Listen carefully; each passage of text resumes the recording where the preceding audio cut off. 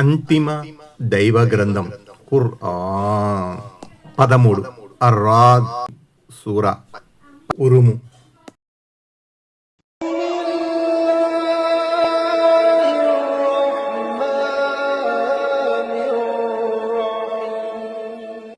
అనంత కరుణామయుడు అపార కృపాసుడైన అల్లాహ్ పేరుతో. ఆయత్ నంబర్ 16. قل من رب السماوات والأرض قل الله قل أفاتخذتم من دونه أولياء لا يملكون لأنفسهم نفعا ولا ضرا قل هل يستوي الأعمى والبصير أم هل تستوي الظلمات والنور أم جعلوا لله شركاء خلقوا كخلقه فتشابه الخلق عليهم قل الله خالق كل شيء وهو الواحد القهار. ఆయత్ నంబర్ 16. భూమి ఆకాశాలకు ప్రభువు ఎవరు అని వారిని అడుగు. అల్లాహ్ ఏ అని వారికి చెప్పు. అయినప్పటికీ మీరు ఆయన్ని కాదని తమ స్వయానికి సైతం లాభం గాని నష్టం గాని చేకూర్చలేని వారిని మీరు రక్షకులుగా చేసుకుంటున్నారా అని వారిని అడుగు. గుడ్డివాడు చూడగలిగేవాడు సమానులు కాగలరా? అంధకారాలు వెలుగు ఒకటి కాగలవా? పోనీ వారి దృష్టిలో సృష్టి అనేది సందేహాస్పదం కావటానికి వారు అల్లాహకు భాగస్వాములుగా చేర్చినవారు గాని అల్లాహ్ మాదిరిగా దేన్నైనా సృష్టించారా అని కూడా వారిని అడుగు. అల్లాహయే అన్నింటినీ సృష్టించినవాడు, ఆయన ఒక్కడే, ఆయన సర్వాధికుడు అని వారికి స్పష్టంగా చెప్పు. 28.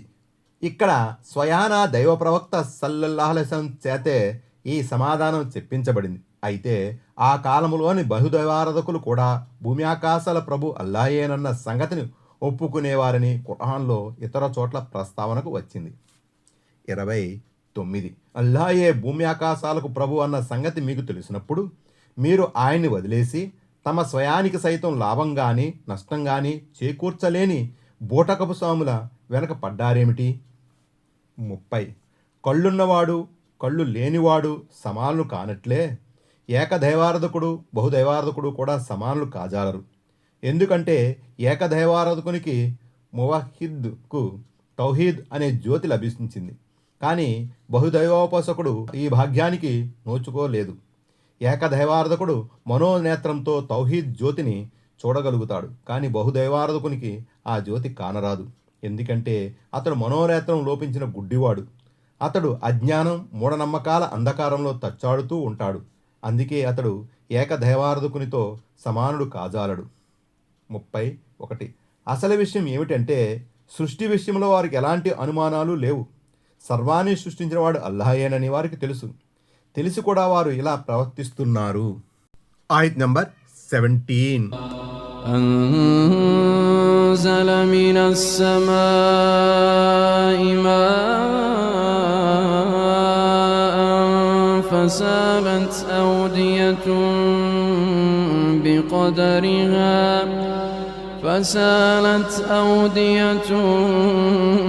بقدرها فاحتمل السيل زبدا رابيا ومما يوقدون عليه في النار ابتغاء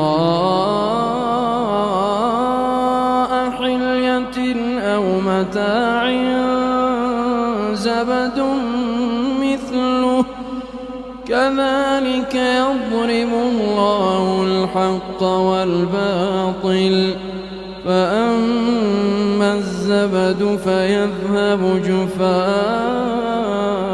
جفاء وأما ما ينفع الناس فيمكث في الأرض كذلك يضرب الله الأمثال. ఆయత నంబర్ 17. ఆయనే ఆకాశం నుంచి వర్షాన్ని కురిపించాడు. ప్రతి నది ప్రతి కాలువ తన వైశాల్యాన్ని బట్టి ఆ నీటిని గ్రహించి బయలుదేరింది. వరద వచ్చినప్పుడు నీళ్ల ఉపరితలం పైకి నురుగు కూడా వచ్చింది. నగలు తయారీ కోసం సామానుల కోసం అగ్నిలో కాల్చే వాటిపై లోహాలపై కూడా ఈ విధమైన నురిగే వస్తుంది. ఈ విధంగా అల్లాహ్ సత్యాల ఉదాహరణను స్పష్టపరుస్తున్నాడు. కడకు నురుగునంతా పనికి రాకుండా ఎగిరిపోయింది. ప్రజలకు ఉపయోగపడే వస్తువు మాత్రం భూమిలో మిగిలి ఉంటుంది. ఈ విధంగా అల్లాహ్ ఉదాహరణల ద్వారా విషయాన్ని వివరిస్తున్నాడు. 32. రెండు పర్వతాలకు మధ్య ఉండే లోయ ఎంత విస్తృతంగా ఉంటే అది అంతే ఎక్కువ నీటిని సమీకరించుకోగలుగుతుంది. ఇక్కడ దివ్య ఖురాన్ అవతరణను ఆకాశం నుంచి కురిసే వర్షంతో పోల్చడం జరిగింది. వర్షపు నీరు ఎలా మానవతకు ప్రయోజనం చేకూరుస్తుందో దివ్య ఖురాన్ కూడా అలాగే ప్రయోజనం కలిగిస్తుంది. మానవ శరీరంలో ఉండే హృదయం కూడా జలాశయం వంటిదే. ఆంతర్యం ఎంత విశాలవంతంగా ఉంటే అంతే ఎక్కువ ఖురాన్ భావామృతాన్ని అది గ్రహించగలుగుతుంది. 33. వర్షపు నీరు పొంగి పొరలుతున్నప్పుడు నీటిపైన ఏర్పడే నురుగ అట్టే సమయం ఉండదు. దాన్ని గాలి ఎగరేసుకుపోతుంది లేదా అది ఎండకు ఎగిరిపోతుంది. అలాగే సత్యం వచ్చేసిన తరువాత అసత్యం నిష్క్రమిస్తుంది. ఆంతర్యంలో విశ్వాసం అనే జ్యోతి చోటు చేసుకునేసరికి మిథ్యాభావాలన్నీ పటాపంచలై పోతాయి. 34. ఇది ఇంకొక ఉదాహరణ. బంగారు నగలు చేయాలన్నా, ఇత్తడి రాగి పాత్రలు తయారు చేయాలన్నా బంగారము రాగి ఇత్తడి వంటి లోహాలను అగ్నిలో కాల్చి కరిగించి వాటికి పట్టిన తుప్పును కల్తీని తొలగిస్తారు. అలా కాల్చేటప్పుడు ఆ లోహాలపై పొంగు వస్తుంది.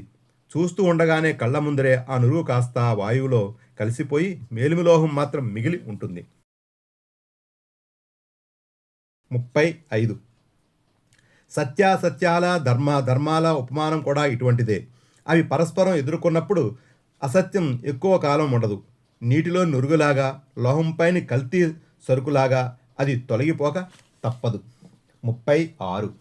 అది ఎవరికి ఎలాంటి ప్రయోజనాన్ని చేకూర్చదు. క్రమంగా క్షీణించిపోతుంది, కరిగిపోతుంది, ఎగిరిపోతుంది. అసత్యం కూడా అంతే. సత్యం రాకముందు అది ఎంత ఆర్భాటం చేస్తుందో సత్యం వచ్చిన పిదప అంతే వేగంగా గాల్లో కలిసిపోతుంది. 37. అంటే కాల్చబడిన బంగారము, వెండి, ఇత్తడి, రాగి వంటి లోహాలు మేలిమి సరుకు, నాణ్యమైన సరుకు రూపంలో మిగిలి ఉంటాయి. ప్రజలు వాటిని ఉపయోగంలోకి తీసుకువస్తారు. వాటి అస్తిత్వంలో క్షీణత రాదు. వాటి ప్రయోజనాలు కూడా దీర్ఘకాలికమైనవి. 38. అంటే విషయాన్ని ప్రజల మనసులో నాటుకునేలా చేయడానికి అల్లాహ్ ఇలాంటి ఉదాహరణను ఇస్తూ ఉంటాడు. అల్-బకరా సూరాలోని ఆరంభంలో కూడా కపటుల పరిస్థితిని విస్తపరచడానికి ఇలాంటి ఉదాహరణలే ఇచ్చాడు. అలాగే నూర్ సూరాలోని 39-40 ఆయతుల్లో అవిశ్వాసుల కోసం 2 ఉదాహరణలు ఇవ్వబడ్డాయి.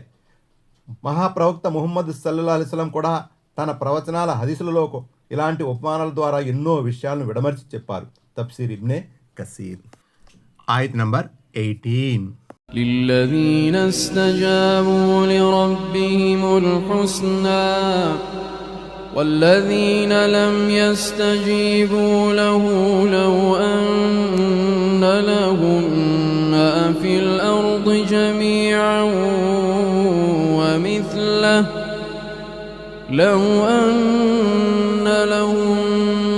في الأرض جميعا ومثله معه لافتدوا به أولئك لهم سوء الحساب ومأواهم جهنم وبئس المهاد. ఆయత్ నంబర్ 18. తమ ప్రభు ఆజ్ఞను పాటించే వారి కొరకు మేలు ఉంది. ఆయన ఆజ్ఞను పాటించని వారు భూమిలో ఉన్న సమస్త సంపదకు యజమానులైనా అంతకు మరింత సంపదకు కూడా వారికి ఉన్న దాన్నంతటినీ తమకు విధించబడే శిక్షకు బదులుగా ఇవ్వడానికి సిద్ధమవుతారు. చెడ్డ కఠినమైన లెక్క తీసుకోబడేది వారి నుంచే. నరకం వారి నివాసం అవుతుంది. అది బహుచెడ్డ స్థలం. 39. ఈ విషయం ఇంతకు ముందు కూడా 2-3 సార్లు వచ్చింది. 40. ఇలాంటి వారి నుంచి చాలా కఠినంగా లెక్క తీసుకోబడుతుంది. ప్రతి చిన్న పెద్ద దుష్కర్మపై వారు నిలదీయబడతారు. కఠిన లెక్క తీసుకోబడినవాడు దేవుని పట్టు నుంచి తప్పించుకోవడం అసంభవం. అందుకే వారి నివాస స్థానం నరకం అని ఆ తరువాతి వాక్యంలో చెప్పబడింది.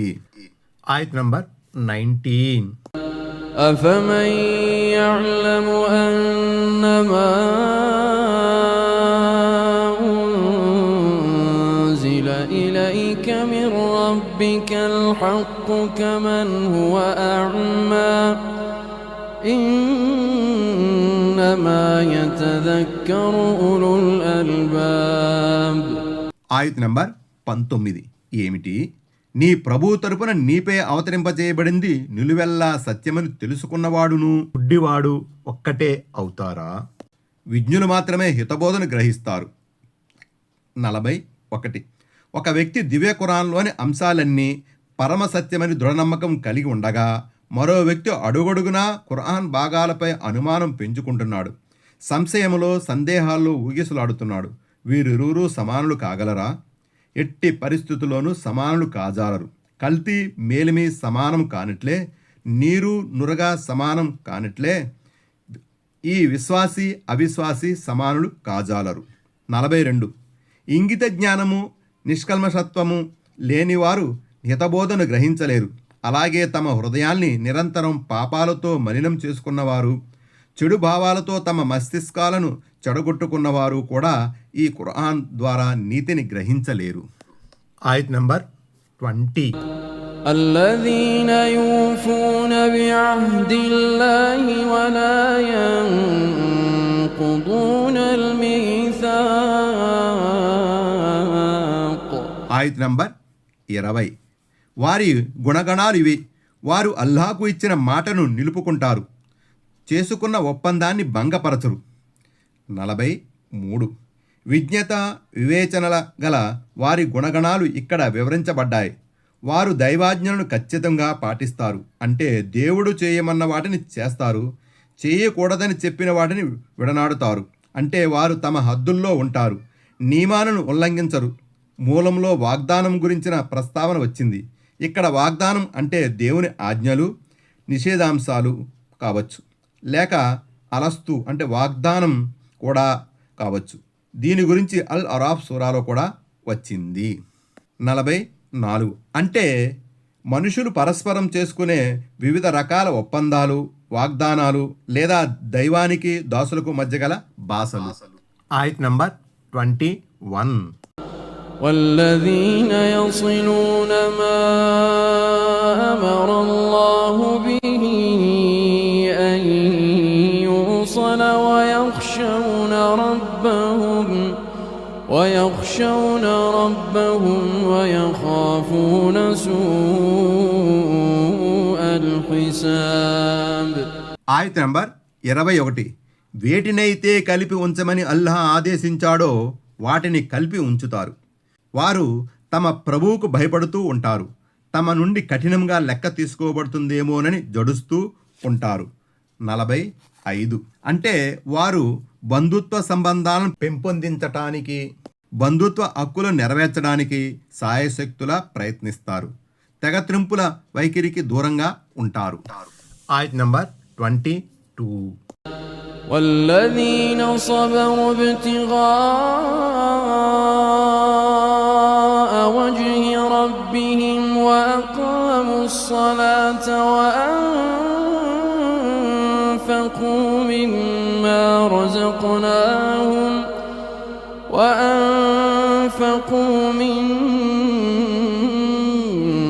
رزقناهم سرا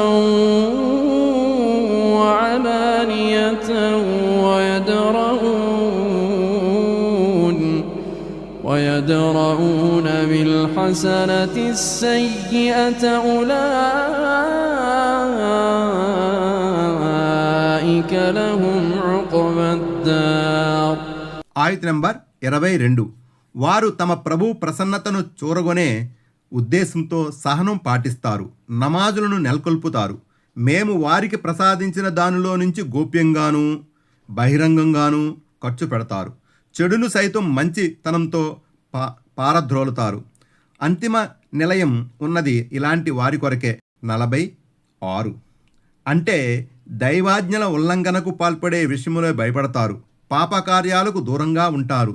దైవాజ్ఞను ఉల్లంఘించకుండా జాగ్రత్త పడడం, పాపకార్యాలకు దూరంగా ఉండడం కూడా ఒక రకంగా సహనమే. అంతేకాదు, వారు కష్టాలు బాధలు ఎదురైనప్పుడు కూడా ఓర్పు వహిస్తారు. ఇతరుల పట్ల ఎదురయ్యే అవరోధాలను కూడా నిగ్రహంతో అధిగమిస్తారు. కోపాన్ని దిగమింగుతారు. వారి ఈ వైఖరి వెనుక ఉన్న ప్రధాన ఉద్దేశం ఒక్కటే, దైవ ప్రీతిని బడయటం. 47. నమాజులను నియమబద్ధంగా చేస్తారు, నిర్ణీత వేళల్లో చేస్తారు. నమాజులలో అణుకును ఏకాగ్రతను భక్తిని కలిగి ఉంటారు. ఒక్క మాటలో చెప్పాలంటే అంతిమ దైవ ప్రవక్త సల్లల్లాహు అలైహి వసల్లం వారు చేసినట్లుగా నమాజులు చేస్తారు, అంతేకాని తమ ఇష్టానుసారం చేయరు. 48. అంటే దైవ మార్గంలో ఖర్చు పెట్టవలసిన సమయం సందర్భాలను గుర్తెరిగి అయిన వారికి కాని వారికి కూడా గుట్టుగాను బహిరంగంగాను దాన ధర్మాలు చేస్తారు. అవసరాల్లో వారిని ఆదుకుంటారు. 49. అంటే ఎవరి వల్ల ఏ అవాంఛనీయమైన పరిస్థితి వారికి ఎదురైనా హూందాగా స్పందిస్తారు. రెచ్చిపోకుండా నిగ్రహం కనబరుస్తారు. నకారాత్మకంగా కాకుండా సకారాత్మకంగా స్పందిస్తారు.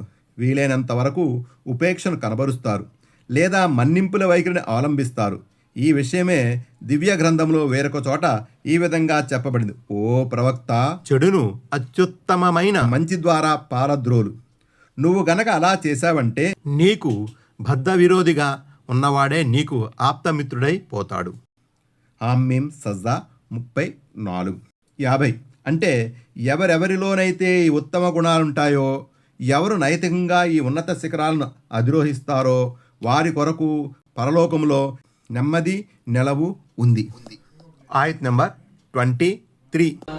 జన్నాతు అద్ని యద్ఖులూనహా వమన్ صلح من آبائهم وأزواجهم وذرياتهم والملائكة يدخلون عليهم من كل باب. ఆయత్ నంబర్ 23. శాశ్వతంగా ఉండే స్వర్గ వనాలలోకి వారు ప్రవేశిస్తారు. వారి పూర్వీకులలో వారి భార్యాబిడ్డలలో సజ్జనులైన వారు కూడా వారితో పాటే స్వర్గానికి వెళతారు. దైవదూతల అన్ని ద్వారాల నుండి వారి వద్దకు వస్తారు. 51. అరబీలో అద్న్ అని ఉంది. అద్న్ అంటే స్థిరమైనది, ఎల్లప్పటికీ ఉండేది అని అర్థం. 52. వారితో పాటు వారి రక్త సంబంధికుల్లోని సజ్జనులను కూడా అల్లాహ్ ఒక చోట చేరుస్తాడు. ఒకరినొకరు చూసుకుని ఆనందిస్తారు. ఆ విధంగా వారి కళ్ళకు చలువ ప్రాప్తిస్తుంది. స్వర్గంలో అధమాతి అధమ శ్రేణిలో ఉండే బంధువులను కూడా అల్లాహ్ ఉన్నత శ్రేణిలో ఉన్న బంధువులతో తీసుకుపోయి కలుపుతాడు. ఈ విధంగా సెలవిచ్చాడాయన: విశ్వసించిన వారితో పాటు వారి సంతానం కూడా విశ్వసించి వారిని అనుసరించి ఉంటే వారి సంతానాన్ని కూడా మేము వారితో కలుపుతాము. వారి పుణ్యఫలాన్ని మేము ఏమాత్రము తగ్గించము. తూర్ 21. ఈ ఆయత్ ద్వారా బోధపడే మరో ముఖ్య విషయం ఏమిటంటే, విశ్వసించి సత్కార్యాలు చేసిన బంధుమిత్రులను కూడా స్వర్గంలో ఒక చోట చేరుస్తాడు. నిజమే. అయితే విశ్వాసం, ఈమాన్, సదాచరణ, అమలే సాలెహ్ల పెట్టుబడి లేని బంధుమిత్రులకు ఇది వర్తించదు. ఇవి రెండూ లేనివారు అత్యంత సమీప బంధువులైనప్పటికీ వారు వాళ్లను స్వర్గంలో కలుసుకోలేరు. ఎందుకంటే స్వర్గ ప్రవేశం అనేది వంశం బంధుత్వాల ఆధారంగా జరగదు. దానికోసం విశ్వాసము, సదాచరణ చాలా అవసరం. ఎవరి కర్మ అయితే అతన్ని వెనక్కి నెట్టివేస్తుందో అతని వంశం అతని ముందుకు తీసుకుపోజాలదు. సహీ ముస్లిం కితాబు జిక్ర్ వద్దు ఆ అన్న హదీసు ఈ సందర్భంగా గమనార్హము. ఆయత్ నంబర్ 24. సలామున్ అలైకుం బిమా సబర్తుం ఫని'మ ఉక్బద్దార్. ఆయత్ నంబర్ 24. మీరు చూపిన సహనానికి బదులుగా మీపై శాంతి కురియుగాక. మీకు లభించిన ఈ అంతిమ గృహం ఎంత మంచిది అని వారు అంటారు. ఆయత్ నంబర్ 25. والذين ينقضون عهد الله من بعد ميثاقه ويقطعون ما الله به ويقطعون ما أمر الله به أن يوصل ويفسدون في الأرض أولئك لهم اللعنة ولهم سوء الدار. ఆయత్ నంబర్ 25. మరెవరైతే అల్లాహతో చేసుకున్న ఒడంబడికను దృఢపరిచిన తరువాత భంగపరుస్తారో, ఇంకా అల్లాహ్ కలుపమని ఆజ్ఞాపించిన వాటిని త్రెంచేస్తారో, భూమిలో అలజడిని సృష్టిస్తారో వారే శాపానికి అర్హులు. వారి కోసం బహుశడ్డ నిలయం ఉంది. 53. సజ్జనులతో పాటు దుర్జనుల ప్రస్తావన కూడా వచ్చింది. దుర్జనులకు పట్టే గతేమిటో తెలిపి మానవులు ఆ దుష్పరిమాణం పట్ల అప్రమత్తంగా ఉండేటట్టు చేయడం దీని ఉద్దేశం. ఆయత్ నంబర్ 26. الله يبسط الرزق لمن يشاء ويقدر وفرحوا بالحياة الدنيا وما الحياة الدنيا في الآخرة إلا متاع. ఆయత్ నంబర్ 26. అల్లాహ్ తాను కోరిన వారి ఉపాధిని పెంచుతాడు, తాను కోరిన వారికి తగ్గిస్తాడు. వారు ప్రాపంచిక జీవితంలోనే పూర్తిగా లీనమైపోయారు. యథార్థానికి పరలోకం ముందు ప్రాపంచిక జీవితం అత్యంత అల్పమైన సామగ్రి మాత్రమే. 54. అవిశ్వాసుల ముష్రికుల కొరకు పరలోకంలో చెడ్డ నివాసం ఉందని అంటూనే అల్లాహ్ వారికి ప్రపంచ జీవితంలో అన్ని రకాల సౌకర్యాలను వసతులను కల్పిస్తున్నాడు కదా అన్న సందేహం జనించవచ్చు. అందుకే ప్రాపంచిక జీవనోపాధిని పెంచే తగ్గించే అధికారం అల్లాహ్ చేతిలో ఉందని ఇక్కడ స్పష్టపరచడం జరిగింది. ఆయన తాను కోరిన వారికి ఎక్కువగాను, తాను తలచిన వారికి తక్కువగాను ఇచ్చే అధికారం కలిగి ఉన్నాడు. ఈ హెచ్చుతగ్గుల్లో ఉన్న నిగూఢార్థం ఆయనకే తెలుసు. ఎవరికైనా ఆస్తిపాస్తులు ఆదాయం అధికంగా ఉన్నంత మాత్రాన అల్లాహ్ వారిని అమితంగా ప్రేమిస్తున్నాడని దీని అర్థం ఎంత మాత్రమూ కాదు. అలాగే ఎవరికైనా జీవనోపాధి తక్కువగా లభిస్తుంటే అల్లాహ్ వారిపై ఆగ్రహించాడని అర్థము కాదు. 55. ఒక వ్యక్తి లేక ఒక జాతి దైవాజ్ఞను నిరంతరం ధిక్కరిస్తున్నప్పటికీ దేవుడు వారికి పుష్కలంగా ఉపాధిని ప్రసాదిస్తుంటే అది సంతోషించదగ్గ విషయం అనుకోకండి. వారికి దేవుడు పెట్టిన గడువు అది. గడువు ముగియగానే వారంతా దేవుని ఉచ్చులో పడి గిలగిలా కొట్టుకుంటారు. 56. హదీసులో ఇలా ఉంది: ఒక వ్యక్తి సముద్రంలో వేలును ముంచి తీస్తే అతని వేలికి ఎంత నీరు తగులుతుందో పరలోకం ముందు ప్రపంచ స్థాయి కూడా అంతే. సహీ ముస్లిం కితాబుల్ జన్నా. వేరొక ఆదేశి ప్రకారం మహనీయ ముహమ్మద్ సల్లల్లాహు అలైహి వసల్లం సాగిపోతున్న దారిలో ఒక చచ్చిన మేకబలి పడి ఉంది. దాన్ని చూచి ఆయన సల్లల్లాహు అలైహి వసల్లం ఇలా అన్నారు: దైవ సాక్షి, ఈ మేకపిల్లను పారవేస్తున్నప్పుడు దీని యజమానుల దృష్టిలో ఇది ఎంత అల్పమైన వస్తువో అల్లాహ్ దృష్టిలో ఈ ప్రపంచం అంతకన్నా అల్పమైనది. సహీ ముస్లిం కితాబు జుహద్ వర్రిఖాక్. Please subscribe. Bell icon, all. Like this video, subscribe, get notified.